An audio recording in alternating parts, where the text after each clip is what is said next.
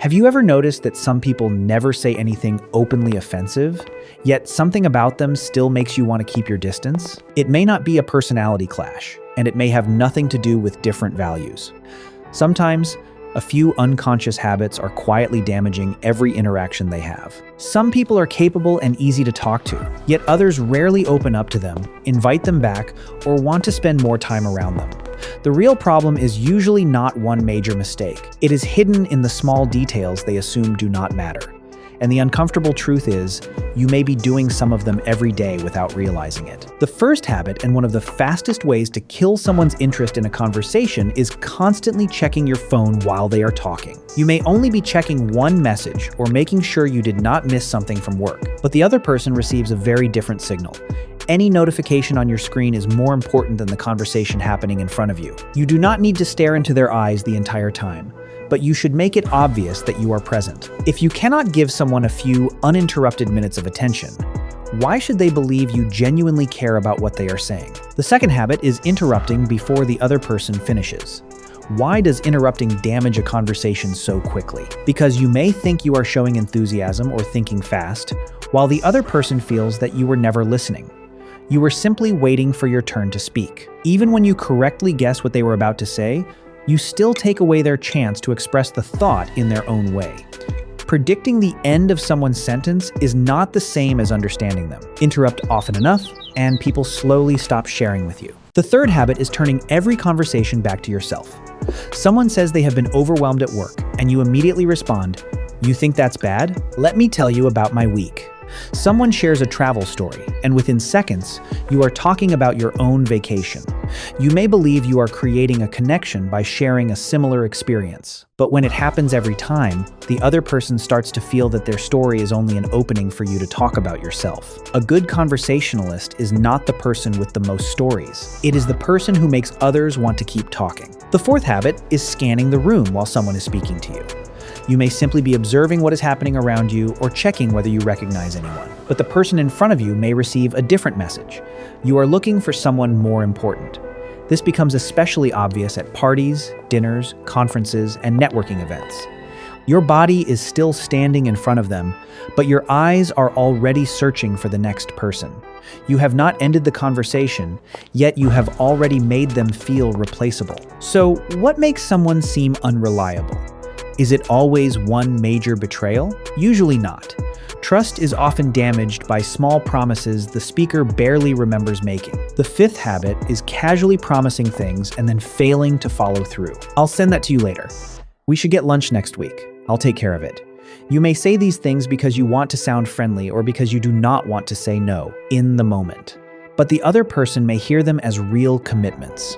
Forgetting once may be an honest mistake. Repeatedly failing to follow through becomes part of your reputation. If you are not sure you can do something, do not promise it. When you do promise, take responsibility for remembering. The sixth habit is regularly arriving late or canceling at the last minute. Being 10 minutes late may not feel serious to you, but the other person may have left early, rearranged their schedule, or turned down another plan to make time for you. The signal they receive is simple: my time matters more than yours. Everyone is late occasionally, and plans sometimes need to change. But when lateness and last-minute cancellations become a pattern, people stop seeing them as accidents and start seeing them as an attitude. The seventh habit is ignoring another person's physical comfort. Standing too close, continuing to move closer after they step back, repeatedly touching someone without knowing whether they are comfortable, or ignoring obvious hygiene issues can make people tense even when you mean no harm.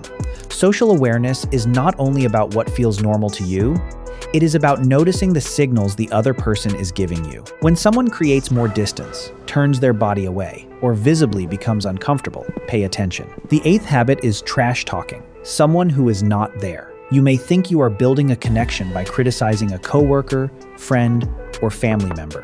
The listener may even agree with you in the moment, but agreement does not necessarily mean trust. A question often appears in the back of their mind. What will this person say about me after I leave? Negative gossip can create a few minutes of shared emotion, but it rarely creates emotional safety. The more you use absent people as conversation material, the less comfortable anyone feels sharing something personal with you. The ninth habit is always receiving, but rarely reciprocating. Other people start the conversations, organize the plans, listen to your problems, remember important dates, and help whenever you need something. You simply accept it all. Over time, they will not see you as relaxed or easygoing. They will feel that the relationship only survives because they keep carrying it. Reciprocation does not mean keeping a perfect score or returning every favor with the exact same amount of money or effort.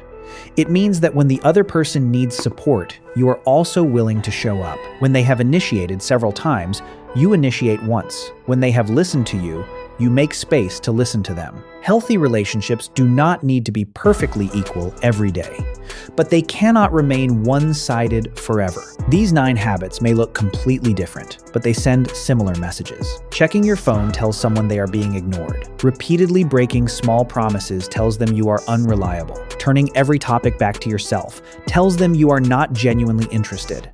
Always receiving without giving tells them the relationship is slowly draining them. And here's the part most people miss. Others usually will not confront you about these behaviors. They will not sit you down and explain exactly why being around you feels uncomfortable. They will simply share less, stop inviting you, trust you with fewer responsibilities, and gradually create distance. So the real goal is not to perform good manners or memorize a list of social rules. It is to start asking a better question. What message is my behavior sending right now? Does the other person feel that their time, thoughts, and boundaries matter? Or do they feel as though they are constantly competing for your attention? People may forget most of what was said in a conversation, but they rarely forget whether they felt heard, respected, or ignored. Goodwill is rarely destroyed by one dramatic mistake. More often, it disappears through the small habits you assume did not matter.